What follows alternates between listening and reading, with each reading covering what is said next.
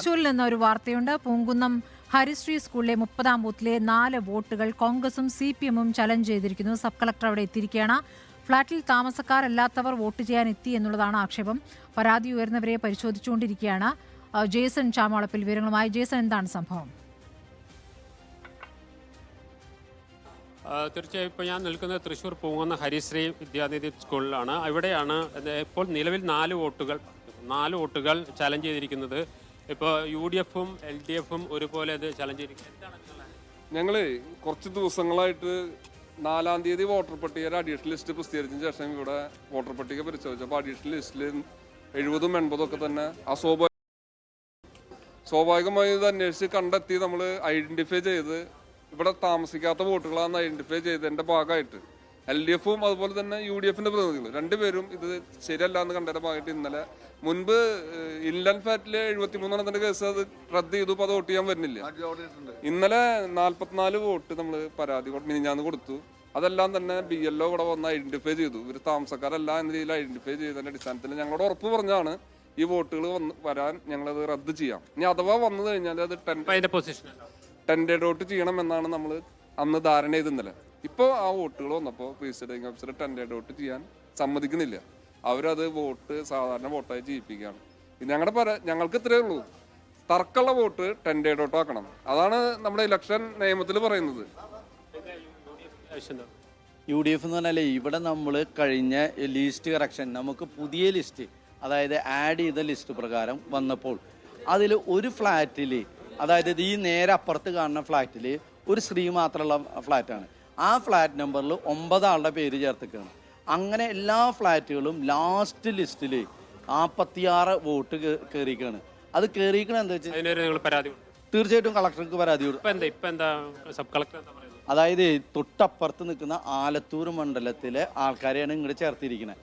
Alathur മണ്ഡലത്തിലുള്ള BJP കാരായിട്ടുള്ള ആൾക്കാരെ ഇങ്ങോട്ട് മാറ്റിയിരിക്കുകയാണ്. അവരിവിടെ ജയിപ്പിക്കാൻ വേണ്ടിയിട്ട് ഇവിടെ ചേർത്തിരിക്കുന്നു. ഇത് കളക്ടർക്ക് നമ്മൾ രേഖാമൂലം ഇത് കൊടുത്തിട്ടുണ്ട്. അതിന് നമ്മൾ അവരിവിടെ വന്നു. നിലവിലെ സ്റ്റാറ്റസ് എന്താ? ഞങ്ങളിവിടെ ചാലഞ്ച് ചെയ്തപ്പോൾ 10 ഡേയുടെ വോട്ടാക്കാൻ നിലവിൽ 4 വോട്ട് വന്നിട്ടുണ്ട്. ആ എഴുതി കൊടുത്തതിൽ അതിൽ ചാലഞ്ച് ചെയ്തപ്പോൾ അത് 10 ഡേയുടെ വോട്ട് പറ്റില്ല എന്നാണ് പറയുന്നത്. ഒരാളുടെ വോട്ട് ചെയ്യിക്കുകയും ചെയ്തു. അത് ശരി, 2 എണ്ണം ചെയ്യിക്കുകയും ചെയ്തു. ബാക്കിയുള്ളവർ വന്ന് നിൽക്കുന്നുണ്ട്. ഇപ്പോൾ ഇതിനകത്ത് സബ് കളക്ടർ ഉൾപ്പെടെയുള്ള ഉദ്യോഗസ്ഥർ വന്നിട്ടുണ്ട്. ഇക്കാര്യത്തിൽ ഒരു വ്യക്തത ഇനിയും വരേണ്ടതുണ്ട്. നേരത്തെ ഒരു അല്പസമയം വോട്ടിംഗ് നിർത്തിവെച്ചിരുന്നു. ഇപ്പോൾ ആ 4 പേര്, അതായത് എതിരഭിപ്രായമുള്ള വ്യത്യസ്തമായ അഭിപ്രായം ഇരു മുന്നണികളും മുന്നോട്ട് വെച്ച പശ്ചാത്തലത്തിൽ അവരുടെ കാര്യത്തിൽ ഇപ്പോഴൊരു തീരുമാനമായിട്ടില്ല. സബ് കളക്ടർ ഉൾപ്പെടെയുള്ള ഉദ്യോഗസ്ഥർ ഇപ്പോൾ സ്ഥലത്തെത്തിയിട്ടുണ്ട്. ഇത് സംബന്ധിച്ച പരാതി നേരത്തെ തന്നെ UDF-ഉം LDF-ഉം ഒരുപോലെ ഉന്നയിച്ചിട്ടുണ്ട്. പല സ്ഥലങ്ങളിലും വോട്ട് രേഖപ്പെടുത്തുന്ന പല സ്ഥലങ്ങളിൽ നിന്നും വോട്ടുകൾ നിരവധിയുടെ ചേർത്തുന്ന സ്ഥിതിയുണ്ടായി. ഇവിടെ വരെ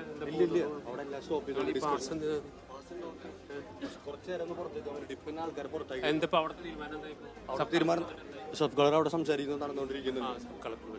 സബ് കളക്ടർ ഇപ്പോൾ ഇരു മുന്നണികളുമായി സംസാരിച്ചുകൊണ്ടിരിക്കുകയാണ്. സംബന്ധിച്ച ഒരു ധാരണ പെട്ടെന്ന് തന്നെ ഉണ്ടാകും എന്നാണ് പ്രതീക്ഷിക്കുന്നത്. പക്ഷേ വോട്ട് ചെയ്യാൻ അനുവദിക്കില്ല എന്ന നിലപാടിൽ ഉറച്ചു നിൽക്കുകയാണ് LDF-ഉം UDF-ഉം. നിലവിൽ നിരവധി വോട്ടുകൾ കഴിഞ്ഞ ദിവസങ്ങളിലൊക്കെ ഇടതുപക്ഷവും അതുപോലെ തന്നെ UDF-ഉം വ്യാജമെന്ന് കണ്ടെത്തുന്ന ഒരു സ്ഥിതി ഉണ്ടായിരുന്നു. അവർ അത് സംബന്ധിച്ച പരാതികൾ തെരഞ്ഞെടുപ്പ് കമ്മീഷന് പരാതി നൽകിയിരുന്നു. പല വോട്ടുകളും ലിസ്റ്റിൽ നിന്ന് മാറ്റം ചെയ്യപ്പെട്ടിട്ടുണ്ട്. പക്ഷേ അത്തരത്തിൽ മാറ്റം ചെയ്യപ്പെടാതിരുന്ന വോട്ടുകൾ ചെയ്യാനെത്തിയപ്പോഴാണ് ഇപ്പോൾ തടസ്സം ഉന്നയിച്ചിരിക്കുന്നത്. നിരവധി പേരാണ് ക്യൂവിൽ നിൽക്കുന്നത്. രാവിലെ മുതൽ തന്നെ നീണ്ട ക്യൂ ആണ് ഇവിടെ എല്ലായിടത്തും. എല്ലാ ബൂത്തുകളിലും നീണ്ട ക്യൂ ആണ്.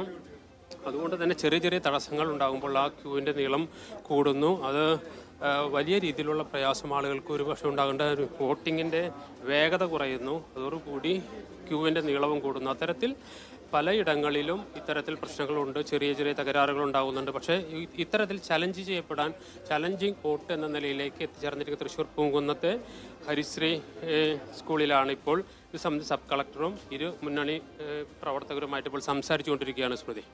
ശരി ജെയ്സൺ, ഏതായാലും വളരെ സുപ്രധാനമായ തിരഞ്ഞെടുപ്പിൽ കേരളം വിധി എഴുതുന്ന നിർണായകമായ ദിവസത്തിലൂടെയാണ് നമ്മൾ കടന്നു പോകുന്നത്. സംസ്ഥാനത്തെ